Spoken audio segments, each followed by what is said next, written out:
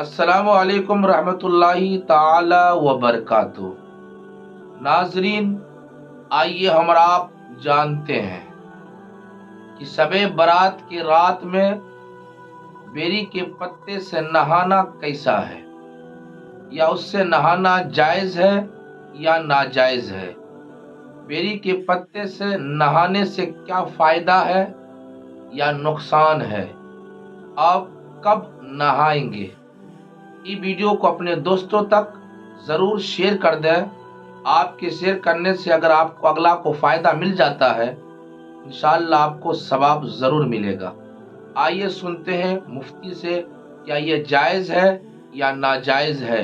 نہانے سے فائدہ ملتا ہے یا نہیں ملتا ہے۔ آئیے سنتے ہیں۔ بیری کے پتوں سے جو غسل ہے کہ اس سے جادو وغیرہ کی کاٹ ہو جاتی ہے، اور خاص اس دن کے حوالے سے اس کی ترغیبات موجود ہیں، تو کیا کہیں گے آپ؟ دیکھیں، دو طرح کی بات ہے یہاں پر۔ ایک تو ہے اس اعتبار سے کہ کیا یہ عمل کرنا درست ہے یا نہیں ہے، تو یہ عمل کرنا بالکل درست ہے، اس میں کوئی حرج نہیں ہے۔ بہت سارے ٹوٹکے ہوتے ہیں، دادی اماں کے ٹوٹکے ہوتے ہیں، اور گھر کے بزرگ جو ہوتے ہیں ان کے طرح طرح کے ٹوٹکے ہوتے ہیں، جن کے ذریعے سے ہم دیکھتے ہیں کہ یہ معاملہ ہو جاتا ہے۔ ہمیں بھی نزلہ کھانسی وغیرہ ہوتا ہے تو گھر میں ٹوٹکوں کوئی کے نہ کوئی ذریعے ہو ٹوٹکا۔ جاتا ہے۔ اسی طرح نظر ہوتی ہے، تو نظر کے لیے کتنا زیادہ یہ لوگوں کو معلوم ہے، اور اس کے تجربات ہیں، مشاہدہ اس کا کہ مرچیاں گھمائی بغیر کچھ پڑے، آگ میں ڈالی نظر اتر جاتی ہے۔ بالکل۔ تو ہوتا یہ ہے کہ دیکھیں، جتنا بھی علاج ہوتا ہے نا، چاہے وہ طبی علاج ہو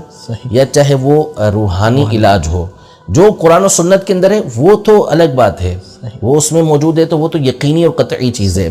لیکن جتنے بھی اس طرح کے علاج ہوتے ہیں نا، یہ سارے ضمنی ہوتے ہیں، یہ تجربات کے اوپر مشتمل ہوتے ہیں، کہ ان کو تجربے، ڈاکٹرز کو بھی تجربے ہوتے ہیں، حکیم جو ہوتے ہیں ان کو بھی تجربے ہوتے ہیں کہ فلاں فلاں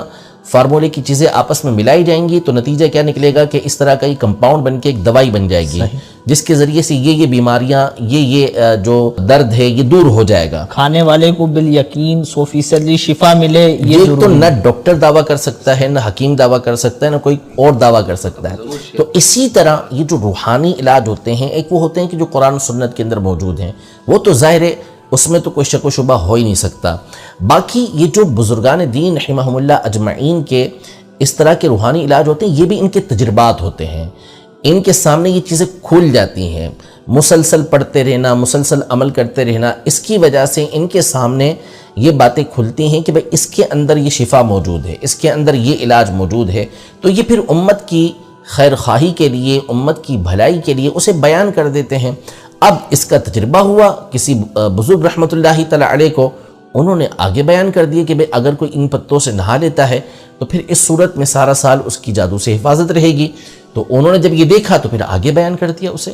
تو ان کے بیان کرنے پہ اگر کوئی عمل کرتا ہے تو کوئی اس میں حرج نہیں ہے، کوئی نہ اس کو فرض سمجھتا ہے، نہ کوئی اس کو واجب سمجھتا ہے، نہ کوئی اس کو سنت سمجھتا ہے، نہ اس پر کوئی عمل کرنا لازم قرار دیتا ہے، نہ کوئی اس کو مستحب بھی نہیں سمجھتا، فقط اس کو جائز سمجھا جاتا ہے کہ جو ایسا کرے گا اس کے لیے ٹھیک ہے، کوئی اس کے اوپر گناہ نہیں ہے۔ ظاہر ہے کہ اگر کوئی نہا لیتا ہے تو اس نے کیا کیا؟ اس نے کوئی جرم تو نہیں کیا نا، اس نے غسل ہی کیا ہے بیری کے پتوں سے کو ابال کر، تو اس کے نہانے میں اس کے جسم ناپاک کر دیا ہو، ایسا تو نہیں ہے، تو اس پہ تان و تشنیع کسی طرح کی نہیں ہو سکتی۔ دوسرا یہ کہ بعض لوگ پریشان ہو جاتے ہیں کہ نہیں عمل ہو سکا یہ، تو گویا کہ کوئی ایسا کام ان سے چھوٹ گیا کہ جو چھوٹنا نہیں چاہیے تھا، تو ایسا نہیں ہے، یہ کوئی فرض و واجب نہیں ہے کہ ایسا آپ نہیں کریں گے تو پھر اس صورت میں آپ کو یہ گناہ ہو جائے گا، یا آپ کے ساتھ واقعی جو ہے وہ